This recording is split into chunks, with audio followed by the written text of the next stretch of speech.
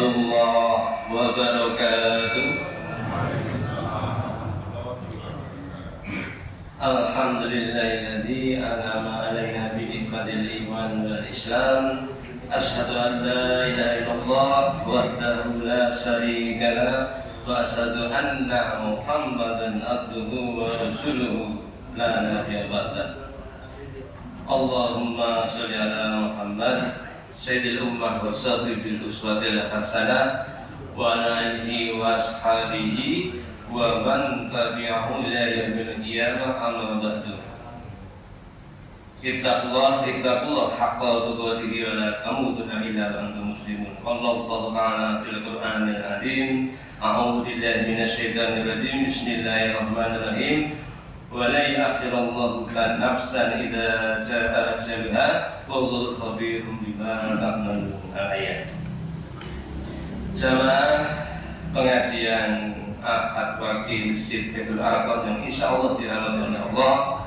Pertama-tama marilah kita panjatkan puji syukur kehadirat Allah Subhanahu wa taala yang telah melimpahkan amat sangat banyak nikmat kepada kita. Sampai-sampai menamipun etang nikmat ingkang pun kaya dumateng kita menika kita tidak dapat menghitungnya jumlahnya berapa, karena begitu banyaknya nikmat Allah yang diberikan kepada kita.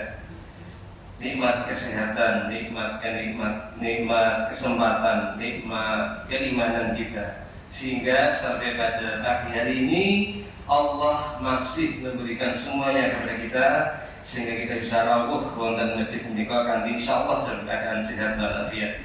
Amin. Dan mudah-mudahan segala amal ibadah kita sampai pada pagi hari ini selalu diterima oleh Allah Subhanahu wa taala. Amin. Amin ya rabbal alamin. Ibu-ibu sekalian yang dirahmati Allah, kadang-kadang orang tadi malam menunggu pagi itu hanya ingin cuci darah. Kadang-kadang ada orang yang tadi malam menunggu paginya hanya ingin operasi karena penyakitnya. Kadang-kadang ada orang yang menunggu paginya, pagi itu tidak bisa dahar, tidak bisa makan, kelaparan karena tidak bisa makan, tidak ada makanan. Dan ini rutinitas kita seperti ini, bangun pagi, kemudian kita subuhan, kita hari Ahad datang pengawasan, seolah-olah hal yang biasa. Tapi kalau kita nilai dengan syukur kita, masya Allah, kita tidak bisa menghitung jumlahnya berapa. Syukur kita, Nusewu, ada dua kenikmatan yang kenikmatan itu kalau dibeli dengan berapapun kita tidak mau, Pak. Kenikmatan itu pakai rongwel ya, tapi kenikmatan itu dihilangkan. Saya tidak mau. Apa itu? Pertama, dua saja, tidak usah banyak-banyak, dua saja. Kenikmatan kita dibangunkan kembali oleh Allah setelah kita ditidurkan oleh Allah. Itu nikmat luar biasa.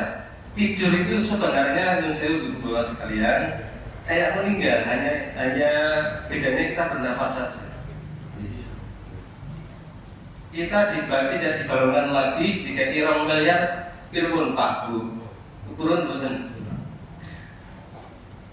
Duitnya tak tapi tinggurayan anak cucu kita ini. Jadi kenikmatan luar biasa. Kita dibangunkan kembali oleh Allah setelah tidur kita nyenyak di malam.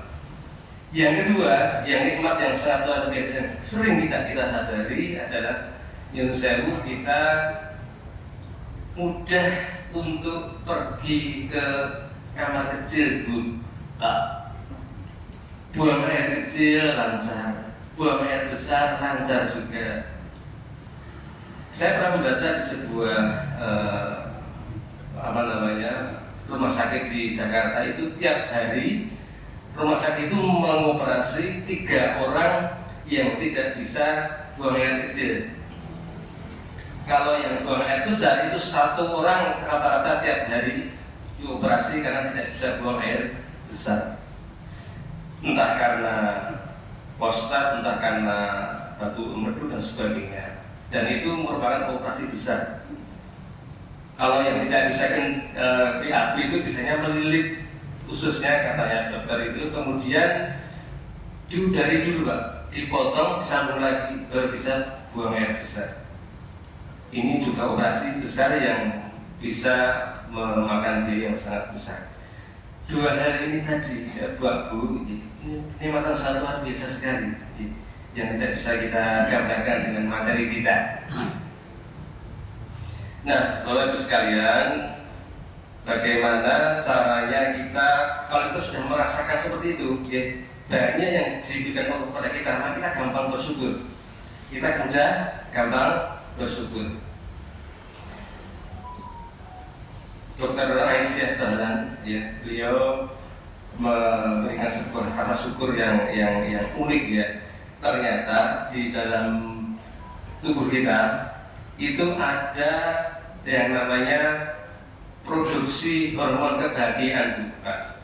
Hormon kebahagiaan ada di antara 2 alis ini, naik sedikit Pak, naik di sini. Coba dipegang di sini.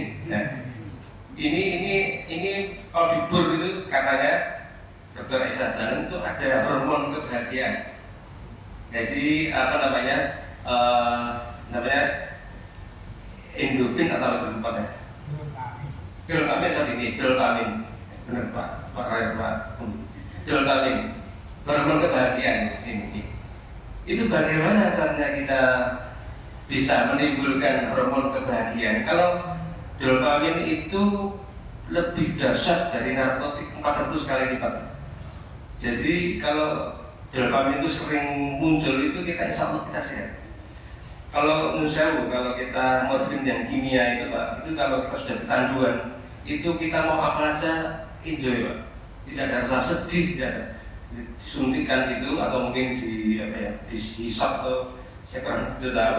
Itu kalau sudah begitu kita akan menghayal apapun terwujud. Nah ini kita tidak usah pakai kimia, kita punya Allah sudah memberikan itu. Bahkan binatang pun katanya mempunyai, yaitu hormon kebahagiaan atau dopamin tadi. Lalu bagaimana caranya kita menimbulkan itu Pak, dopamin itu? Ada 5 cara katanya Dr. Aisyah. Yang pertama adalah sering tersenyum. Sering apa Bu?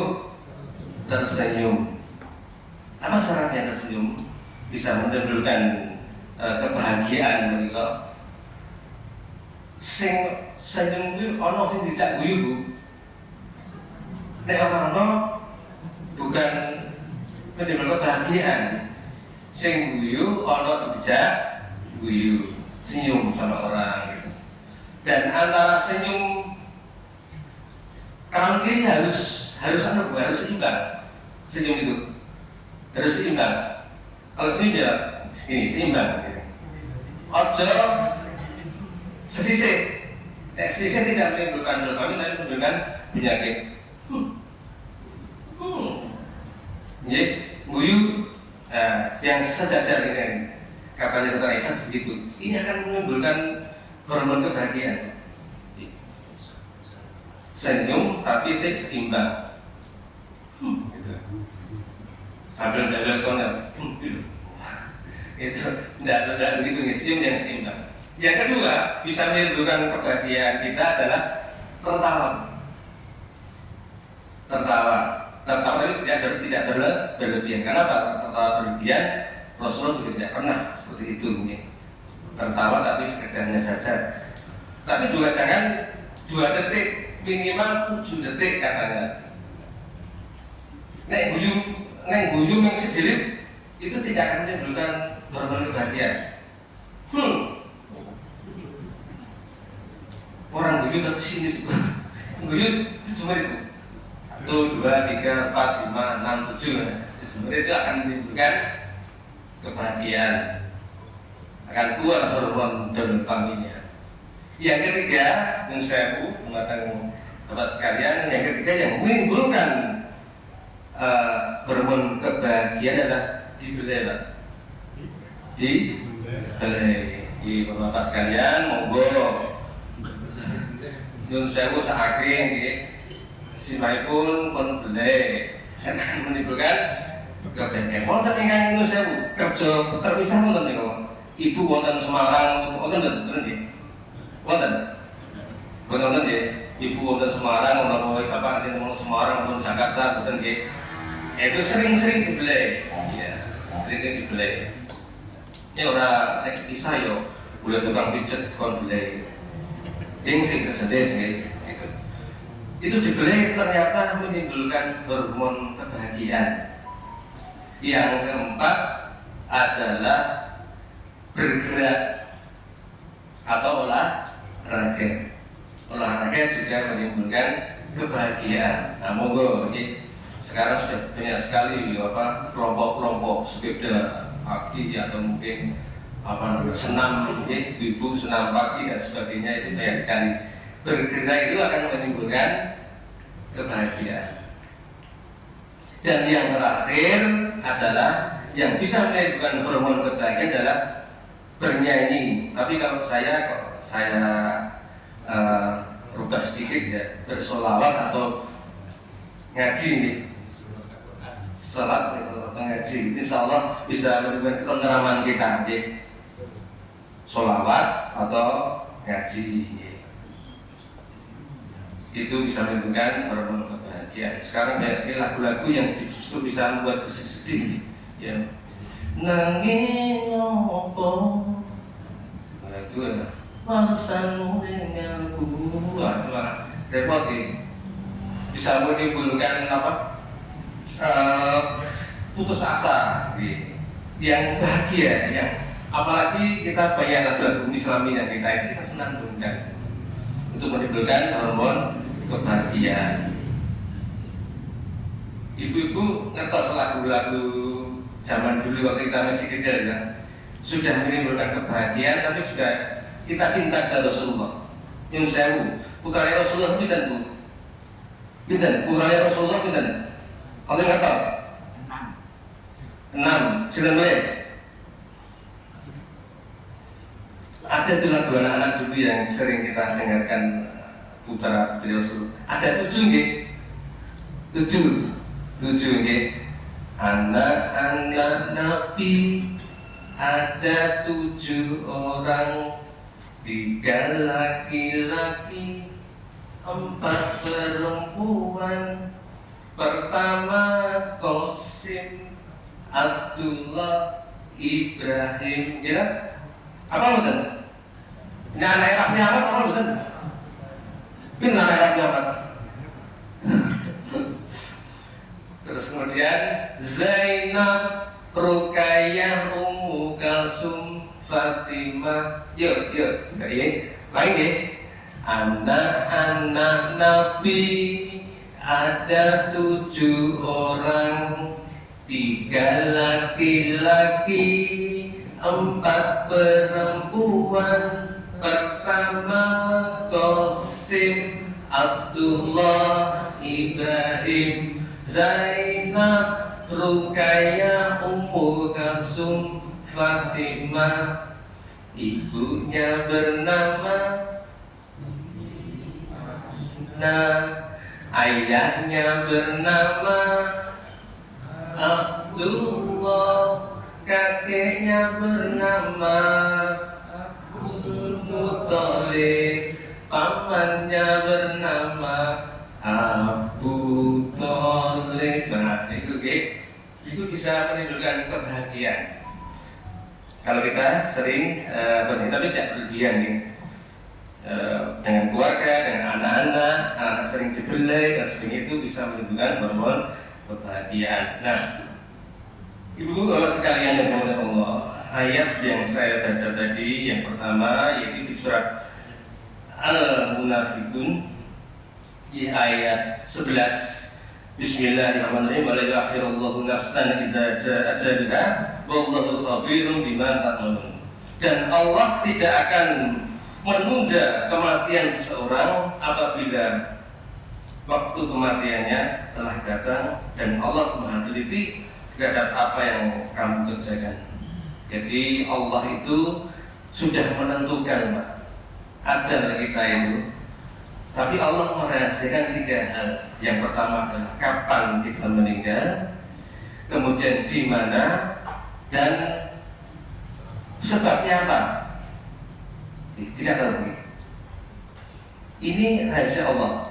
Allah sangat mengatur dunia ini sangat bagus sekali. Kalau kita tahu kita meninggalnya kapan, kemudian di mana dan sebabnya apa, kacau dunia ini, kacau gitu. Nanti proses di tempat kita lucu nanti. Pak nanti hadir ya Pak ya, doakan siapa yang meninggal? Pak, saya meninggal besok Pak, 2 minggu lagi. Tolong ya Pak ya. Ada undangan nanti, mohon kehadiran Bapak Ibu sekalian dengan meninggalnya saya, Agus Fauzan, besok jam sekian gitu. Ini lucu. Mohon kehadirannya dan sebagainya. Tapi tidak tahu kapan. Entah itu tidak harus tua, tidak harus muda, tidak harus sakit. Yang saya kemarin, mertua saya meninggal usia 81 tahun, itu tidak sakit sama sekali, hanya pagi itu akan pergi wisata, bugar. Jadi bisnya itu di tempatnya saya kumpulnya. Bis datang, snack sudah datang, makanan datang, pokoknya sudah siap. Akan bertandang ke mana? Ke Klaten, wisata dan ke Pak Ustadz dan sebagainya. Mandi itu keluar, kemudian jalan lagi tidak sadar. Hanya dalam waktu yang sangat singkat sekali, tidak ada sakit apapun. Ini, jadi mau wisata tuh, jadi tidak sakit sama sekali. Yang 3 hari kemarin ponakan saya usia 38 tahun wafat dengan meninggalkan anak yang masih kecil karena kanker payudara yang sudah dialami sejak 6 tahun yang lalu. Sangat muda sih, 38 tahun yang meninggalkan 3 anak yang masih kecil-kecil.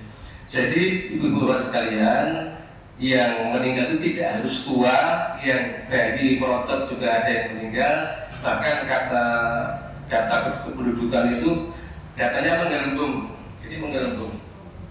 Yang banyak itu remaja, jadi yang muda kecil, kemudian besar, yang tua mengecil lagi. Jadi yang justru yang banyak yang meninggal itu adalah yang usia muda. Wonten Bu, kakek usia 10 tahun trek-trekan tenggelam terus meninggal, nonton gitu. Seorang kakek overdosis. Ini sekarang kebanyakan remaja. Jadi bisa sing tua duluan, yang muda belakangan sakit meninggalnya. Tapi yang muda belakangan, yang tua duluan juga bisa.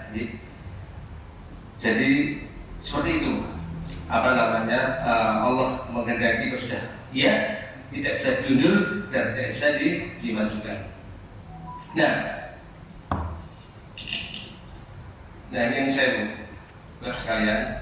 Terus kita itu kalau meninggal nggak tahu kapan waktunya, kita sudah siap belum? Sudah siap belum? Siap nggih? Siap, harus siap nggih. Siap gua akan menemui nggih.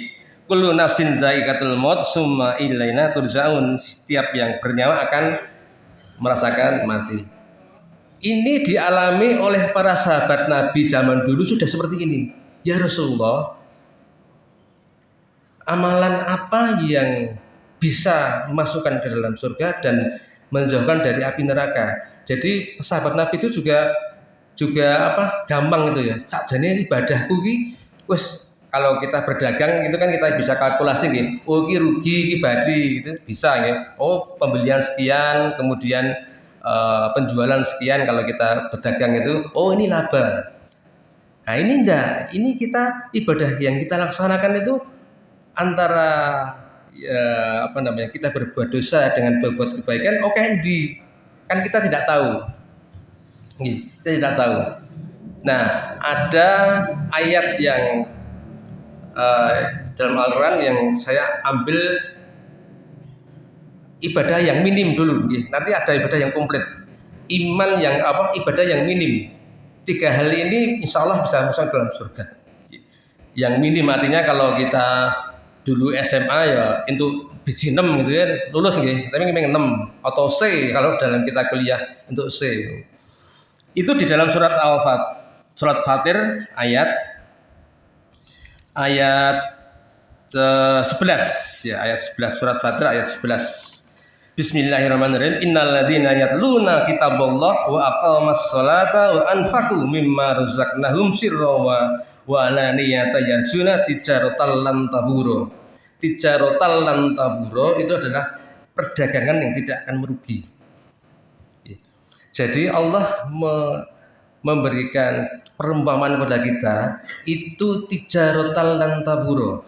Artinya perdagangan tidak merugi. Jadi kita itu dianggap berdagang sama Allah. Berdagang. Kalau kita berdagang, kalau kita rugi, bagaimana? Ya bangkrut, tutup, gitu kan? Ya.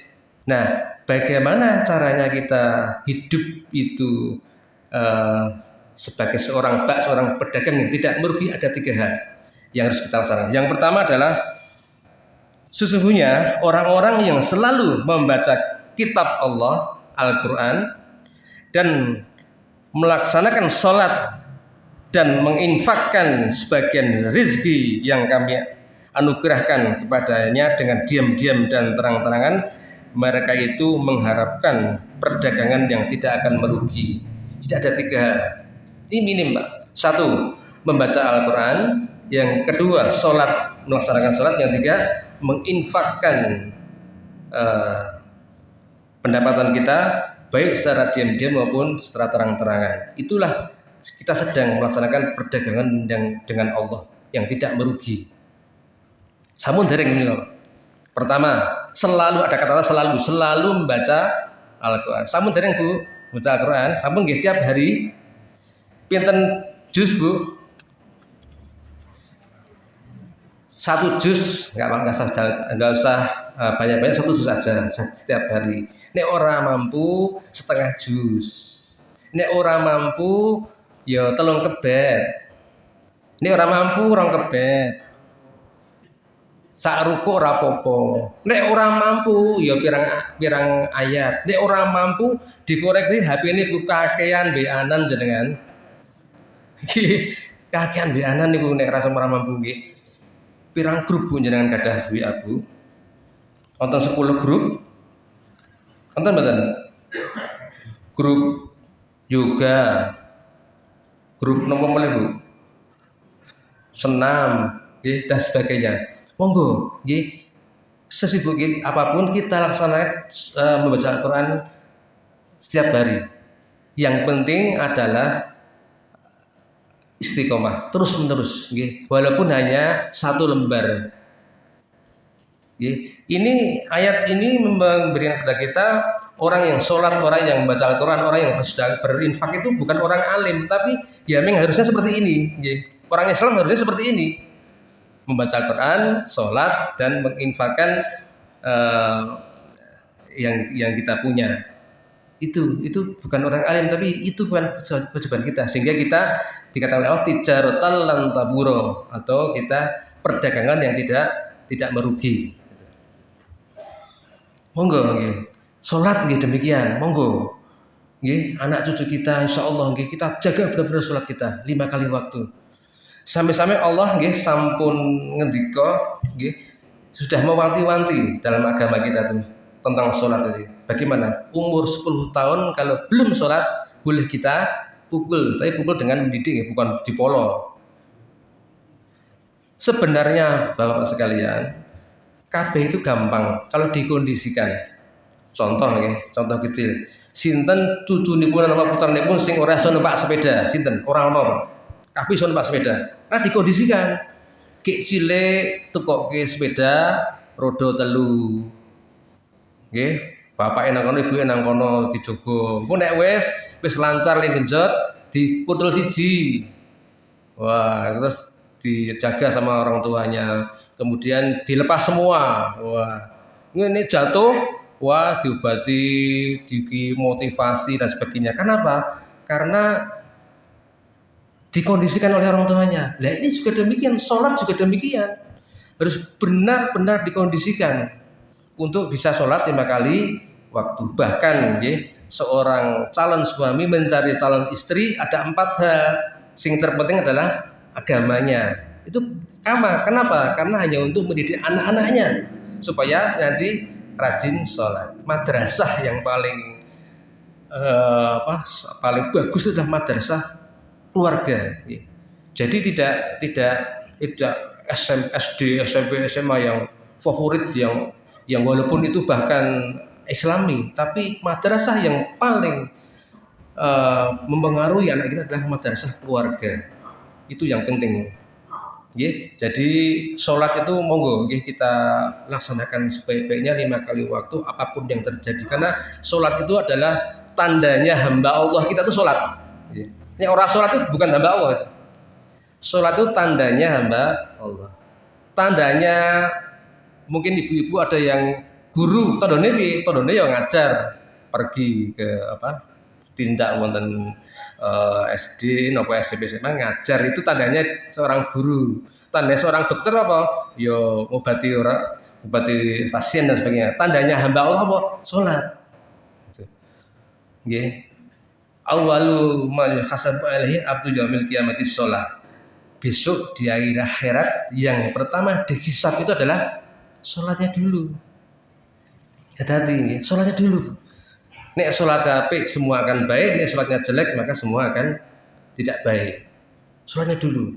Jadi salat monggo kita sekuat tenaga, kita kondisikan kita sendiri dan anak-anak kita, cucu-cucu kita untuk salat 5 kali waktu.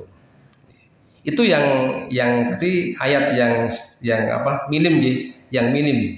Jadi saya ulangi lagi, baca Al-Qur'an, kemudian salat dan menginfakkan zakatnya baik secara diam-diam maupun terus terang. Nanti saya terangkan lagi tentang infak nih, saya terangkan lagi nanti. Itu. Nah, ada sebuah hadis yang panjang, yang menggambarkan bagaimana supaya kita dijauhkan dari surga, jauh dari neraka dan dimasukkan dalam surga. Jadi nyusul sekalian, ibu sekalian, mlebu surga ki gampang daripada mlebu pegawai negeri. Kita masuk ke ASN itu ya Bu ya. Itu dulu pernah famili saya itu 10 yang diambil di Kementerian Transmigrasi sing data kayak 10.000 piro. Jadi 1 banding berapa tuh? Hampir 1.000. Dan tesnya pun rahasia, wawancara juga rahasia, tidak diberikan. Nanti dinilai baru 10 yang masuk. Dimasuk surga tidak seperti itu Bu, Pak. Diberikan semuanya syarat-syaratnya. Gerek kue gelem apa ora. Jadi Allah tuh sangat murah, sangat penyayang. Allah menghendaki semua itu masuk surga. Karena sudah dibuka lebar-lebar. Caranya itu sudah dibuka lebar-lebar. Orang-orang rahasia-rahasia benar. Dibuka sekali lebar. Nah, ada sebuah hadis ya yang diriwayatkan oleh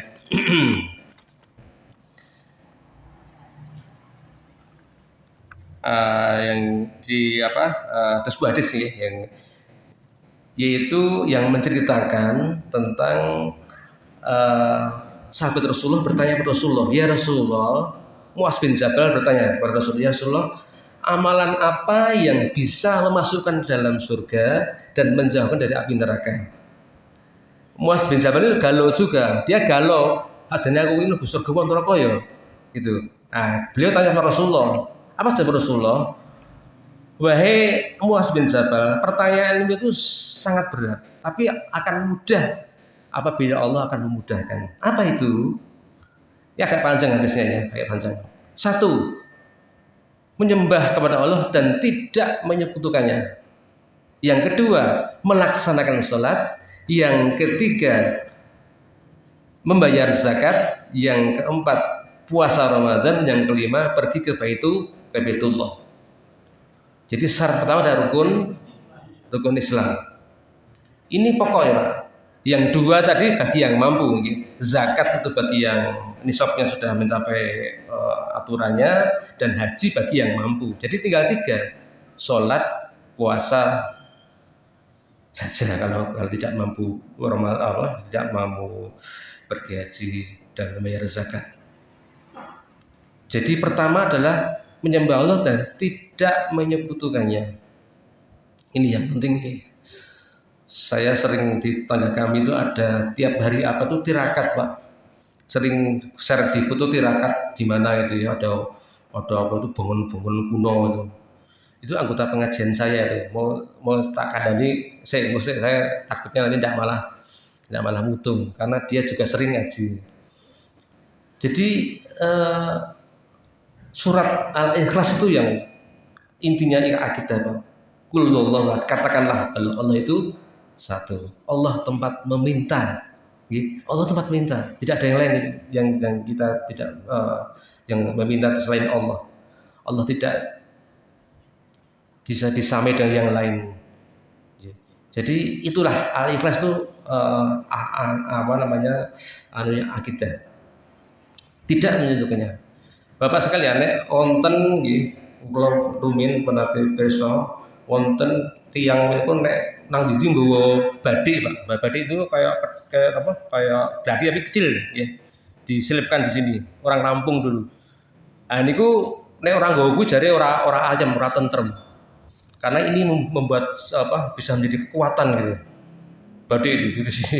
Kemana-mana, Pak. Mau pergi makan saja di bawah. Mau yang makan keluar ke mana gitu, hanya jaraknya berapa meter di bawah. Apalagi pergi jauh di bawah bathik itu, Pak. Nek orang gowo kuwi ora tentrem. Itu sirik apa ndak?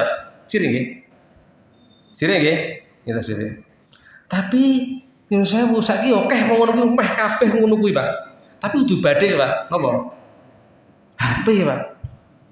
Nek HP dihukumi ra ngene, dihukumi sirik ra ngene. Wah, nek ibu-ibu kisah ngoten pundi kok HP-ne lali mending bali. Wis ora iso ora nggo HP. Bapak nggih ngoten mungkin nggih. Nggih. Jadi HP itu nyawa kedua. Ya, itu. Padahal dulu itu aneh kita tuh Pak nggih, Bu, aneh. Kita tuh sering HP-an ingin ketemuan. Wah, dirancang dengan bener ketemuan di mana, di kafe mana itu. Wes ketemu, kumpul, HP-an dhewe-dhewe, Pak. Ora ngomong-ngomong. Iki piye iki? Nggih, ngono kuwi piye iki? Nah itu. Jadi mungkin itu syirik juga ya mungkin ya. Mungkin ya. Jadi jangan berlebihan ya untuk menggantungkan kepada HP. Saya kira demikian ya. HP itu mempermudah pekerjaan kita, tapi jangan sampai kita tergantung nek rano HP hidup ini hampa gitu ya. Tidak seperti itu nggih. Jadi itu. Pertama adalah itu tadi, tidak menyebutkan. Yang kedua adalah melaksanakan sholat tadi saya katakan ya, harus sholat itu wajib, sholat itu dasar. Pak, kayak ono ya Pak, wong sholat tapi orang apik, kayak sing ora tau sholat kan malah apik iki Pak. Sholat itu kuncinya kebaikan, Pak. Kuncinya kebaikan. Karena tidak sholat ya orang kanggo kebaikan. Tapi begini, Allah itu dengan sebuah apa namanya? Setiap kebaikan itu akan dibalas oleh Allah kebaikan yang lain. Ada orang nggak sholat, artinya apa? Lomo, nggak sholat, insya Allah Allah akan memberikan kebaikan yang lain dengan disadarkan dia sholat. Jadi jangan khawatir, insya Allah kita ada orang nggak sholat, tapi lomo, wah membangun masjid apa? Dia rata sholat. Allah insya Allah akan memberikan kebaikan. Kebaikan itu akan diberikan kebaikan yang lain lagi oleh Allah. Kebalikannya sudah demikian. Wong sholat tapi yo hatinya ora apik. Insya Allah Allah akan memberikan kebaikan setelah kebaikan yang dilaksanakan di sholat itu tadi. Sholat, insya Allah akan memberikan kebaikan lain dengan dia disadarkan untuk dia bermasyarakat dengan baik.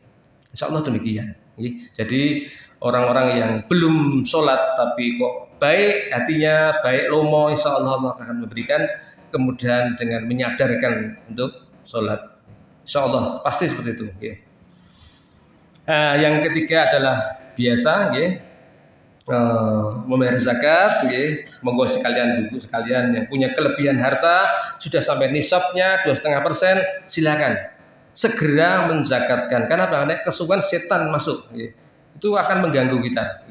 Begitu ada uang, begitu dinilai sudah masuk nisab, segera berinfak, memberikan zakat. Karena naik kesuwan setan akan menggoda.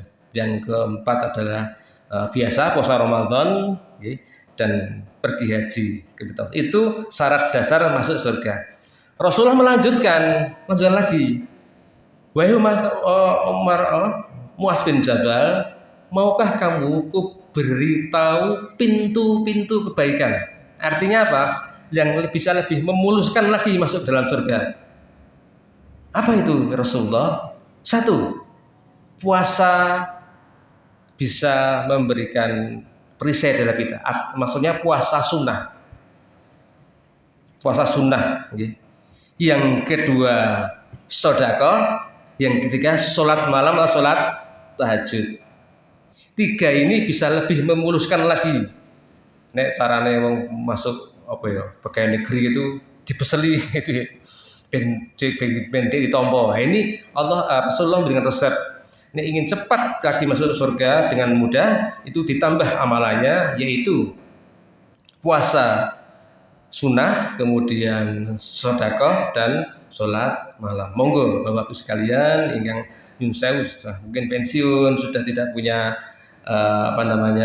sudah agak longgar, monggo diaktifkan lagi puasa sunnah Senin Kamis atau kuat puasa Daud, Ayyamul Bid di tengah bulan dan sebagainya. Monggo silakan.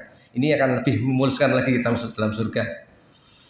Monggo silakan. Kalau sudah terbiasa dari kecil nih lebih mudah. Senin Kamis atau puasa Daud kalau kuat ya, dan sebagainya. Nah, kemudian sedekah. Ini penting, Pak. Sedekah itu bukan orang yang punya, orang yang kaya, tidak. Semua diwajibkan bersedekah. Ini yang kadang-kadang keliru. Kita punya semangat bersedekah. Apa saja? Sehari 2.000 monggo silakan. Sehari 5.000 monggo. Ibu-ibu mau pergi kantor, bawa nasi satu, kemudian lauk seadanya, dibawa satu, kemudian ketemu di jalan ada orang-orang yang membutuhkan, kasihkan. Berapa sih harganya ya? Paling mahal 10.000 atau 2.000. Kita enteng saja. Atau ada orang yang mengatur lalu lintas, kasih aja 1.000, 2.000 dan sebagainya. Ada semangat sedekah. Tidak harus orang kaya. Ini saya contohkan ya, dalam sebuah hadis ada 2 hadis yang mengenai sedekah ini, yaitu yang diriwayatkan oleh Abu Musa Al-Asy'ari. Nabi sallallahu alaihi wasallam bersabda, setiap muslim wajib bersedekah. Rasulullah ngendika seperti itu. Setiap muslim wajib bersedekah. Kemudian sahabat bertanya, "Ya Rasulullah, aku ora iso sedekah ya Rasulullah." Ini agak lebay ini nama sahabat ini. Rasulullah menjawab, "Ya berusaha. Kalau sudah usaha, kemudian mampu, bersedekah." Apa jawaban sahabat? "Aku usaha ya ora iso ya Rasulullah." Usaha ya ora iso Rasulullah. Apa jawaban Rasulullah? Kalau begitu, berikan jasa kepada orang lain. Memberikan jasa kepada orang lain itu adalah sedekah. Apa itu? Terserah monggo. Kalau pas puasa itu kita aktif di masjid menyediakan takjil, atau mungkin kita bersih-bersih masjid, atau mungkin kita ada tetangga meninggal, kita siap dengan tenaga kita ya, kita jenazah belum datang dari rumah sakit, kita bersihkan rumah itu. Itu jasa, itu juga sedekah. Jadi berikan jasa kepada orang itu sedekah. Kemudian jawab lagi orang itu, sahabat itu, "Ya Rasulullah, saya memberikan jasa, saya juga tidak mampu Rasulullah." Oke banget nih. Memberikan jasa saya tidak mampu Rasulullah. Piye Rasulullah? Kemudian Rasulullah menjawab, "Hendaklah berbuat yang ma'ruf dan hendaklah ia menahan diri dari kejahatan, karena perangai itu termasuk sedekah." Jadi berbuat baik, menghindari kejahatan, itu juga sedekah. Ingin hibah ibu-ibu sekalian, ora sida, itu sedekah. Perangai itu adalah sedekah. Perangai itu apa? Perangai itu perbuatan yang umpamanya ada orang yang jatuh, kita segera menolong, itu sedekah. Ada orang yang bertikai, kita damaikan, itu juga sedekah. Tadi ya, senyum itu juga sedekah dan sebagainya. Itu yang paling rendah sekali. Tapi sebaiknya seperti apa saya katakan tadi, monggo semampunya dengan materi. Ya, sedekah yang paling baik adalah memberikan makan kepada orang lain. Itu. Jadi sedekah itu sangat dianjurkan oleh Rasulullah SAW, oleh agama kita. Kemudian itu materi sedekah. Kemudian tuntunan memberi sedekah. Ya, Rasulullah mengatakan dari Abu Hurairah radhiyallahu anhu, Rasulullah bersabda, bersedekahlah kamu. Seseorang bertanya, ya Rasulullah, aku ingin duwe sak dinar Rasulullah. Piye nae? Kekno bojomu. Rasulullah menjawab lagi, ya sahabat menjawab lagi, nek punya 1 dinar lagi, kekno anakmu. Nek saya punya 1 dinar lagi, kekno pelayanmu. Nek punya 1 dinar lagi, berikan kepada orang yang kamu lebih tahu. Jadi apa? Urut-urutannya sedekah itu seperti itu. Jadi kita ngekei sedekah nang nggon mulya tapi ora ngopeni bojone ora ento. Bojone diopeni sik, nggih. Bukekno nek sithik kekno bojomu, kekno anakmu, kekno pelayanmu. Yang berikutnya kekno sing kamu lebih tahu. Itu urut-urutannya sedekah seperti itu. Jadi seperti itu. Jangan ada tuh orang yang wis bojone nang ndi dasteran, kowe jonsing ora padha dure, tapi nek kei kemana-mana, nah itu tidak. Kita berikan dulu, berikan tungokno jilbab sing apik untuk bisa untuk kemana-mana dan sebagainya, baru ke orang lain. Gitu. Kemudian sholat malam, monggo silakan bapak-bapak sekalian yang mungkin sudah pensiun, yang tidak pensiun pun monggo, bagus itu, yang sudah pensiun monggo kita sholat tahajud dan nyun sewu. Bagi yang laki-laki, monggo silakan kita kalau bisa dan dibisakan berjamaah subuh di masjid, monggo. Terus sudah pensiunan, monggo. Kalau subuh itu kan kalau maghrib isya itu mungkin masih di kantor, mungkin sedang dalam perjalanan. Kalau isya itu mungkin masih di perjalanan. Tapi kalau subuh itu kan insya Allah dalam keadaan di rumah, kecuali kalau musafir, itu monggo silakan. 2 rakaat sebelum subuh itu nilainya seperti dunia dan isinya. Itu maksudnya apa toh Pak? Apa jenengan itu sugih banget? Tidak. 2 rakaat sebelum subuh itu nilainya seperti dunia dan isinya. Apa mana subuh? Apa artinya? Nek kita sudah istiqomah terus kita melakukan sholat 2 rakaat sebelum subuh, itu urusan dunia itu kecil Pak. Kecil dunia itu. Jadi di hadapan jenengan tuh dunia itu kecil. Maksudnya kecil piye Pak? Kita mungkin dicemooh orang, itu urusan dunia Itu bagi jenengan orang ngalake hati, biasa wae. Iso mengoreksi diri. Nek wong ki kok nyelatu aku, berarti aku diperhitungkan oleh orang itu. Jadi setiap kejelekan yang menimpa kita itu mudah dianulir oleh hati kita. Itu fungsinya kita sholat subuh 2 rakaat, sholat sunnah 2 rakaat sebelum subuh. Urusan dunia itu kecil Pak. Ini kita bisa continue ini. Sungguh gitu Pak. Silakan dicoba. Apa lagi? Kita banyak utang. Insya Allah Allah akan memudahkan. Begitu utang selesai, jenengan duwe kerentek, aku harap utang meneh. Bener. Silakan. Coba. Ibu-ibu juga demikian. Di rumah bisa, di masjid juga bisa. Sholat yang terbaik itu di rumah, kecuali sholat wajib. Kalau rumahnya dekat, yang sunnah di rumah. Tapi kalau rumahnya jauh, di masjid tidak apa-apa. Kalau di tempat saya di Suronatan sana, dekat Kauman itu, begitu sholat yang ada qobliyah ba'diyah itu sepi Pak, langsung pulang karena do sholat nang omah sunate. Tapi nang masjid ora apa-apa. Soalnya saya itu kadang-kadang di masjid nek nang omah metu saka omah terus kan jadi batak wudu meneh dan sebagainya. Jadi saya kadang-kadang di masjid. Itu Jadi monggo saya ulang sekali lagi Bapak sekalian, monggo kita sengkake tenan nggih salat subuh berjamaah di masjid. Nanti kalau diawali dengan salat subuh, nanti hari itu tuh urusan ringan Pak, sampai sore sampai malam. Coba nanti kalau sudah istiqomah itu begitu. Nggih, itu. Jadi Rasulullah itu menambah itu. Tapi ada lagi, Rasulullah meneruskan hadis tadi. Jadi saya ulangi nggih, rukun Islam, kemudian itu sedekah, kemudian puasa dan salat malam, salat tahajud.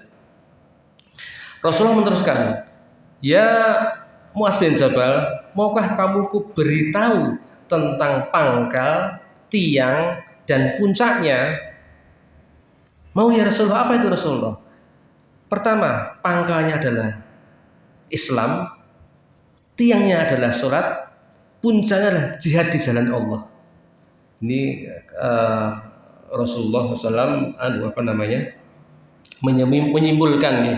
Jadi sholat itu dasar pokoknya adalah Islam, kedua tiangnya itu adalah sholat dan puncaknya jihad di jalan Allah. Ini ada satu hal, jihad itu perlu Pak.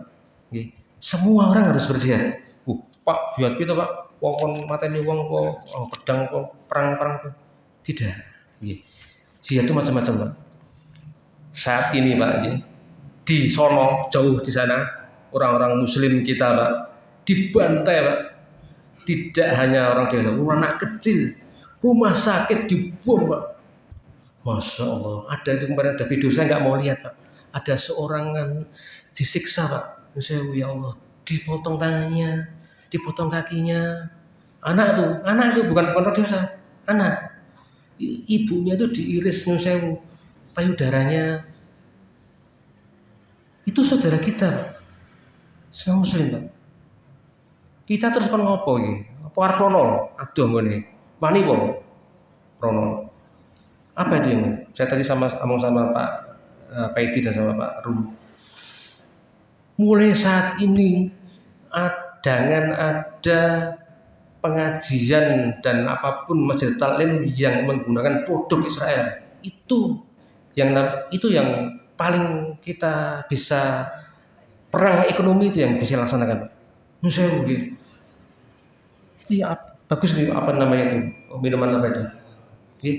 Jangan sampai ada itu yang membuat dia kaya itu kita Pak, orang Muslim Pak. Berapa pengajian seluruh Indonesia ini yang memakai produk Aqua atau Fit itu? Jutaan Pak. Jutaan Pak, Masya Allah, jutaan. Nek saya harus tidak makan ke McD kemana? Terus aku kan binra tahu makan kue Pak. Jadi ya nggak pernah ke sana saya, jadi ya enteng. Tapi kalau Aqua dan yang produk-produk Islam itu monggo dihentikan, Pak. Dihentikan.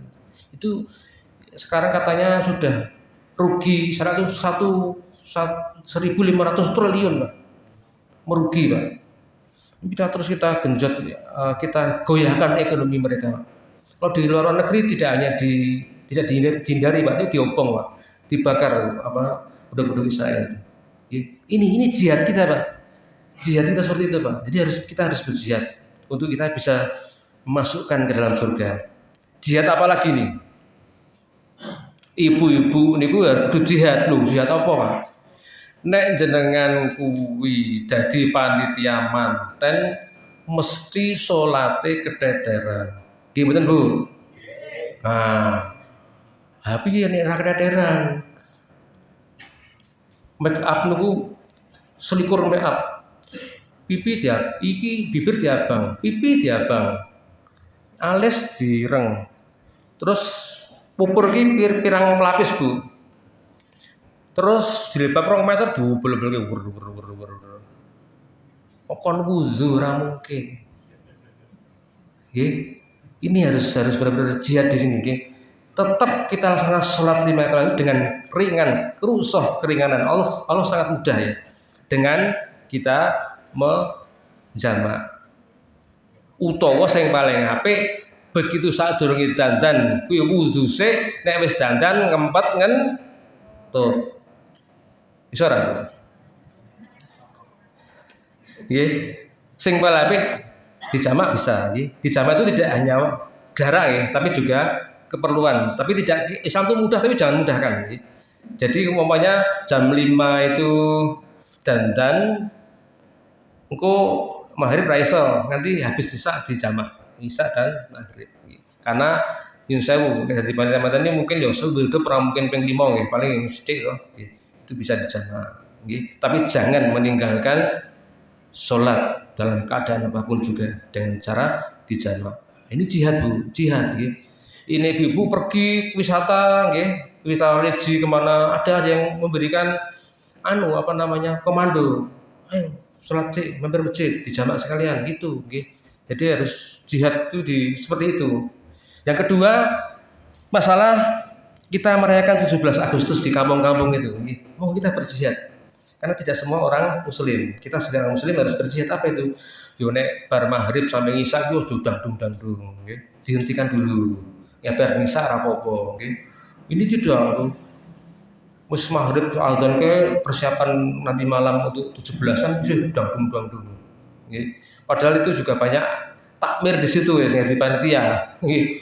Nah itu jangan, kita sebagai orang muslim dihentikan dulu. Nanti habis isya mungkin bisa diteruskan dengan perayaan. Itu harus kita sebagai orang muslim harus mempelopori itu. Jangan malah ikut-ikutan ke mereka. Kita yang Islami gitu. Bapak-bapak, pas subuh, pas pertandingan Piala Dunia, pas adu penalti, pas azan subuh, waduh, diri. Nah itu jihad tuh. Milih putih Pak, delok TV apa subuhan teng masjid. Nah itu perlu jihad itu nggih. Jihad apa? Saya gampang ya, itu direkam iso, tapi ora seru nggih. Tapi kita harus pergi ke masjid. Nanti masalah penalti itu nanti kita lihat rekamannya. Nah, itu nggih. Jadi Islam itu kita harus berjihad nggih, untuk bisa lebih memasukkan kita ke dalam surga. Dan yang terakhir Rasulullah melanjutkan, ya Muaz bin Jabal, maukah kamu kuberitahu tentang kendali semua itu? Gitu. Jadi kendali semua itu tuh apa? Gitu. Muaz bin Jabal menjawab, mau ya Rasulullah. Jagalah ini, sambil beliau Rasulullah menunjuk kepada lidah. Jagalah ini. Lidah, ya. Jaga lidah. Gitu. Kemudian Muaz bin Jabal bertanya, ya Rasulullah, apakah nanti dengan hanya perkataan bisa masuk ke dalam neraka ya Rasulullah? Apa jawab Rasulullah? Pakai hus. Justru nanti di dalam neraka kebanyakan akibat dari perkataan, dari lidah kita. Itu yang atas ini. Sekarang tidak hanya lidah. Dikiaskan ke lain, yaitu apa? Jari, ya, dikit gitu, ya. WA-an gitu, ya, bisa melakukan orang jadi sakit hati, kemudian orang yang dan sebagainya membuka aib dan sebagainya, itu bisa mengakibatkan orang lain jadi malu, dari sakit hati dan sebagainya, itu yang membuat kita bisa masuk dalam neraka. Jadi jaga lidah ini. Ada sebuah cerita sedikit yang menarik ini, Pak. Ibu-ibu sekalian, Pak sekalian, nek jenengan krungu, jenengan dirasani, dihina, diremehkan, piye Bu? Sikap jenengan, Bapak-bapak sekalian. Pertama, melabrak. Sopo iki mau sing ngomong iki? Kedua, membales. Oh, kae to. Tak bales genti ngrasani. Jadi skornya 1-1. Tapi tidak dengan seorang ulama namanya Al-Hasan Al-Basri, seorang ulama besar. Beliau diberitahu oleh jamaahnya bahwa Pak Ustadz, Pak Kiai, jenengan dirasani karo si A kae dielek-elek. Sopo kae? Marah? Tidak. Apa yang beliau lakukan? Beliau membeli 1 mangkok kurma, 1 piring kurma, kemudian dibawa ke orang yang ngerasani tadi, didatangi, assalamualaikum, waalaikumsalam, saya mendengar dari orang lain bahwa jenengan telah memberikan sebagian pahala kepada saya, Dan saya ingin membalas, tapi maaf tidak seperti yang Anda berikan kepada saya. Ini hanya semangkok kurma. Jazakumullah khairan katsiran. Sakit teman-teman, sakit teman-teman. Jenengan dirasani, diparani tukokno bakso. Tukokno bakso, tukokno bakmi. Nyuwun sewu Bu, kok kula mireng-mireng jenengan maringi pahala kalian kula. Nyuwun sewu kula saged bales sing setimpal dengan apa yang diberikan kepada kula. Kula wonten bakso niki Bu, 2 bungkus. Monggo. Jazakumullah khairan katsiran. Njuk jenengan bali. Sakit Bu. Ini tidak main Bu, tidak main-main. Karena apa? Hasan Basri ini mendengar sebuah hadis yang Rasulullah pernah mengatakan seperti ini. Wahai sahabat-sahabatku, tahukah kamu orang bangkrut itu? Apa jawaban para sahabat? Oh, orang bangkrut itu orang yang nggak punya dinar Rasulullah, nggak punya dinar. Atau orang bangkrut orang yang tidak punya uang Rasulullah. Oh tidak seperti itu. Orang yang bangkrut adalah orang yang besok di hari kiamat, orang itu membawa pahala sholat, membawa pahala zakat, membawa pahala sedekah dan sebagainya. Bersamaan dengan itu, orang ini membawa dosa-dosa yang banyak dizalimi oleh mereka dengan digibah, sehingga pahala yang mereka lakukan itu minus karena telah diberikan kepada orang yang dia zalimi. Ini hatinya sokeh. Jadi kalau kita ngerasani orang itu pahalanya diberikan kepada orang yang kita rasani. Ngerasani iki hane nyoto piye Pak? Ya nyoto kuwi jenenge hibah. Nek ora nyoto, loro dosane hibah karo fitnah. Ngoten lho, nggih. Kilo. Kudunge sing wingi ora ganti-ganti. Ini sama ya. Malah umum apa dinggo kabeh. Masih ben aku kepengin. itu kadang-kadang yang sepele seperti itu bisa menghapus dosa kita Bu. Bisa menghapus dosa kita dan nanti akan bangkrut di akhirat besok. Ya itu makanya monggo sekalian Bapak-Ibu sekalian apa yang saya sampaikan nanti insya Allah bisa memberikan pelajaran buat saya pribadi dan para jamaah sekalian, dan mudah-mudahan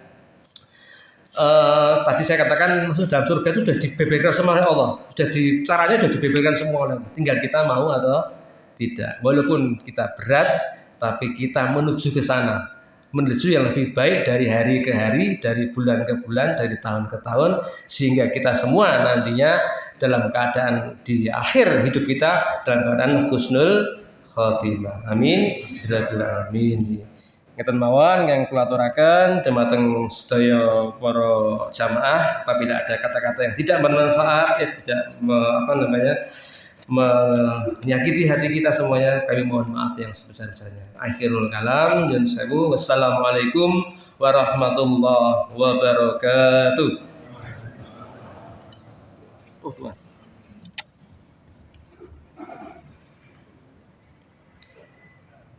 Nyun sewu Bapak sekalian, monggo kita berdoa kita akhiri majelis kita ini, insyaallah kita bisa dipanjangkan usianya di usia yang manfaat, rezeki yang barokah, dan mudah-mudahan anak-anak cucu kita semuanya menjadi anak yang soleh-solehah. A'udzubillahi minasyaitonir rajim. Bismillahirrahmanirrahim. Hamdan yuafi ni'amahu wa yukafi'u mazidah. Ya Rabbana lakal hamdu kama yanbaghi li jalali wajhikal karim adimi sultanik. Allahumma shalli ala Muhammad wa ala ali Muhammad salatan tunzina biha min jami'il ahwali wa nafat wa taqtilana biha min jami'il hazad wa tutahhiruna biha min jami'i syai'at wa tarfa'una biha ila darajat innaka ala kulli syai'in qadir. Allahumma nas'alukal huda wa tuqa wa afafa wa ghina. Allahumma inna nas'aluka salamatan fid din wa afiyatan fil jasadi wa ziyadatan fil ilmi wa barakatan fi rizqi wa taubatan qabdal maut wa rahmatan indal maut wa maghfiratan ba'dal maut. Allahumma hawin alaina fi sakaratil maut wa najjata binan nar wa asla indal hisab. Allahumma inni a'udzubika minal darasi wal sununi wal sudani wa min syarril asqam. Ya Allah, muliakanlah Islam dan kaum muslimin. Ya Allah, tolonglah kaum muslimin dan mujahidin di Palestina. Ya Allah, teguhkanlah iman mereka dan turunkanlah ketentraman di dalam hati mereka dan satukanlah barisan mereka.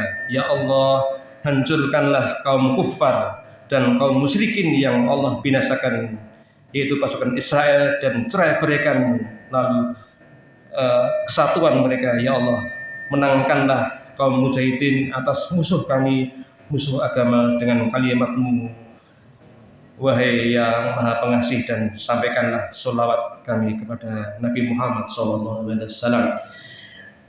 Rabbana habdana min azwajina wa dzurriyyatina qurrata a'yun waj'alna lil muttaqina imama. Rabbana dhalamna anfusana wa in lam taghfir lana wa tarhamna lanakunanna minal khasirin. Rabbana atina fid dunya hasanah wa fil akhirati hasanah wa qina adzabannar. Subhana rabbika rabbil izzati amma yasifun, wassalamu alal mursalin walhamdulillahi rabbil alamin. Assalamualaikum warahmatullahi wabarakatuh. Terima kasih kepada Ustaz Dr. Agus Fauzan yang telah menyampaikan beberapa nasihat